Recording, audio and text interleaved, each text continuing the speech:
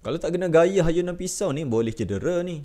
Pernah tak korang tengok pertandingan macam dalam video ni? Ni dinamakan sebagai pertandingan bilah tajam atau dalam bahasa orang putih dipanggil sebagai knife cutting competition. Kalau korang tertanya-tanya macam mana pertandingan ni dimainkan, okey, mudah je. Peserta perlu bawa pisau masing-masing dan dikehendaki potong pelbagai objek yang disediakan dalam pertandingan tu. Objek tu bukan biasa-biasa tau. Contohnya ada tali gantung yang tebal, botol berisi air, gulungan kertas, malah ada juga benda kecil yang bergerak seperti bola squash. Cabarannya adalah sejauh mana peserta boleh potong hanya sekali libas dengan jitu tepat dan laju. Konsepnya lebih kurang macam sukan lah, sebab ada sesi-sesi cabaran yang peserta kena lalui. Contohnya sesi pertama mungkin potong tali gantung dengan sekali libas. Sesi kedua mungkin potong buah tomato tanpa tomato jatuh dari tapak asal. Sesi yang ketiga pula potong botol tanpa tumbangkan keseluruhan botol, dan begitulah sesi-sesi seterusnya. Jadi markah ni diberikan berdasarkan ketepatan, kebersihan potongan dan masa yang diambil. Kalau salah potong atau terlepas, peserta akan dapat markah rendah lah. Menariknya, pertandingan ni bukan sekadar tunjuk kuat atau tajam pisau semata-mata. Ia sebenarnya gabungan kemahiran, ketajaman bilah, teknik ayunan dan juga fokus pada mental. Bayangkan kalau tangan peserta gigi sikit je, potongan boleh tersasar dan markah pun akan jatuh. Pertandingan macam ni biasanya dianjurkan sempena festival craft atau acara warisan. Sukan ni juga jadi satu platform atau peluang untuk tukang besi atau pembuat bilah tempatan pamerkan hasil kerja mereka. Di peringkat antarabangsa pula ada organisasi rasmi dipanggil sebagai Blade Sport yang mengatur pertandingan macam ni. Apa yang menjadikan pertandingan bilah tajam ni unik ialah ia menggabungkan warisan tradisi, sebab pisau dapara ni dekat dengan budaya masyarakat Melayu kita. Jadi ia bukan sekadar hiburan tapi juga boleh dianggap sebagai satu bentuk seni dalam kawalan diri dalam penggunaan alat tajam. Jadi bila korang tengok video pertandingan bilah tajam ni di Facebook atau TikTok, jangan fikir ia sekadar orang main parang atau pisau. Sebenarnya ia mengajar seseorang berdisiplin, ada peraturan dan ada nilai warisan di sebalik cabaran ni. Jangan pula korang kata benda ni tak ada faedah.